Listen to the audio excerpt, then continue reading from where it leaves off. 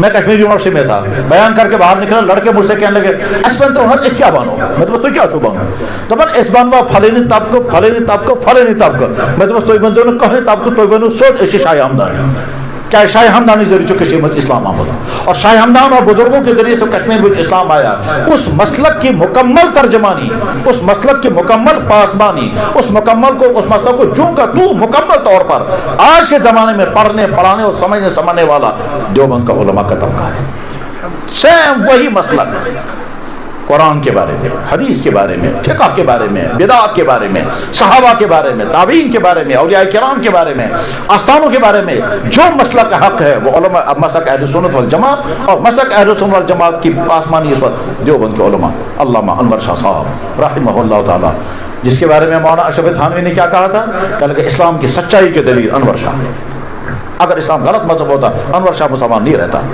اس بات کو مولانا عبد المجید دریابادی نے نقل کیا اور فرمایا کیا, ایک انگریز نے کہا ہے اسلام کے سچے ہونے کی دلیل امام غزالی ہے, اور ہمارے حضرت تھانوی نے فرمایا اسلام کے سچے ہونے کی دلیل علامہ انور شاہ صاحب. علامہ انور شاہ صاحب وہ شخص ہیں کہ جس کو صرف شکل دیکھی کہ انگریز نے تو مسلمان ہو گیا. تو جس مذہب میں یہ شکل والا ہوگا کیا نورانیت رہی ہوگی, کیا تاثیر رہی ہوگی, واللہ اعلم. اور شاہ صاحب رحمہ اللہ تعالیٰ کو جب وفات کے بعد ان کو خواب میں دیکھا گیا, پوچھا حضرت کیا معاملہ ہوا آپ کے ساتھ, کہنے لگا سارے اعمال بند ہیں, ختم نبوت کے کام کی بنا پر اللہ نے مغفرت کر دی ہے. ختم نبوت کی حفاظت ہمارا کام, صحابہ کرام کی عصمت اور عفت کی حفاظت کا ہمارا کام, مسئلہ کے حق امت تک پہنچانا ہماری ذمہ داری. اس لیے میرے بھائیوں ہر باطل سے بچو, اور اگر کوئی بھائی غلط فہمی میں کسی نقلی مہدی کا شکار ہو گیا, کسی نقلی گانے والے کے پیچھے لگ گیا, کسی ایسے مسلمان دھوکے باز کے پیچھے لگ گیا کہ جس نے کہا گانے سب کچھ ہے نماز کچھ نہیں ہے, اپنے آپ کو دھوکوں سے نکالو, اور ایسا نہ ہو کہ ان دھوکوں کے نتیجے میں تمہاری دنیا اور آخر برباد ہو جائے گی, اور ایسا نہ ہو ایمان ختم ہو جائے گا, اور ایسا نہ ہو آخر میں قیامت کے دن کہیں گے یا اللہ تعالیٰ فرماتے ہیں سدوخت ہے جو یاد تو ظالم, سدوخت ہے جو یاد تو ظالم, وہ دن یاد رکھنا اس ظالموں, وَيَوْمَ يَعَضُّ الظَّالِمُ عَلَى يَدَيْهِ, سدوخت ہے جو یاد اچھن سے پیجو.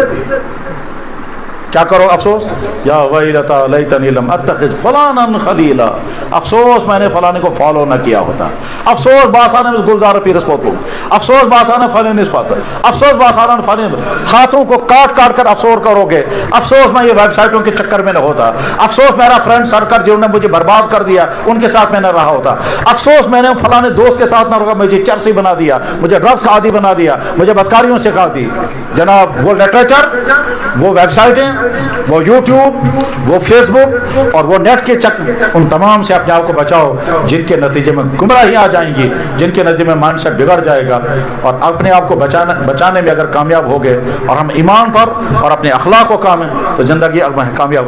اور ہم جس جگہ رہ رہے ہیں یہاں کے لوگوں کی ذمہ داری ہے اپنی ایمان کی بھی فکر کریں اور امت کے جوانوں کی ایمان کی بھی فکر کریں. یہ صرف علماء کی ذمہ داری نہیں ہے, والدین کی ذمہ داری ہے, سوسائٹی کے پڑھے لکھے انسانوں کی ذمہ داری ہے, اور کس کی ذمہ داری ہے. ورنہ ایسا نہ ہو الامان الحفیظ کہ لالچوں کی بنا پر کمزور ایمان والا اپنے ایمان چھوڑ دے گا, دباؤ میں آ کر کے کمزور ایمان والا اپنے ایمان چھوڑ دے گا, کنفیوژن کی بنا پر اپنا ایمان چھوڑ دے گا تو مرتدوں کی پھر شروع ہو جائے گی. ایسا نہ ہو, کیونکہ قرآن کریم کی پیشن گوئی ہے اور اللہ کے نبی ایسا نے فرمایا ہمیں تو آگ لگی ہے کفر کی, آگ لگی ہے فحاشی کی, آگ لگی ہے زناکاریوں کی, آگ لگی ہوئی ہے بدکاریوں کی, آگ لگی ہوئی ہے. اس آگ کو بجھانے کے لیے ہمیں چیخنا بھی ہے, بولنا بھی ہے, سمجھانا بھی ہے, منتیں بھی کرنی ہیں, اور اوپر سے لے کر نیچے تک ہر شخص کو کہنا ہے اللہ نے جو تم کو دیا ہے, عہدہ ہے, سورسز ہیں, بولنے کا پاور ہے, قلم ہے, جو کچھ بھی ہے, تم سوچو اپنی اس چیز کو کس چیز کے لیے استعمال تم کر رہے ہو, تم اپنی جوانی کو کس چیز میں برباد کر رہے ہو, تم اپنی کرسی کو کس چیز کے لیے استعمال کر رہے ہو, تم اپنے بولنے کے پاور کو کس چیز کے لیے استعمال کر رہے ہو, تم اپنے قلم کو کس چیز کے لیے استعمال کر رہے ہو. تم نے اگر تعلیم کے نام پر لڑکوں اور لڑکیوں کا ڈانس کرا ہے تو اس سے کیا ملے گا امت کو.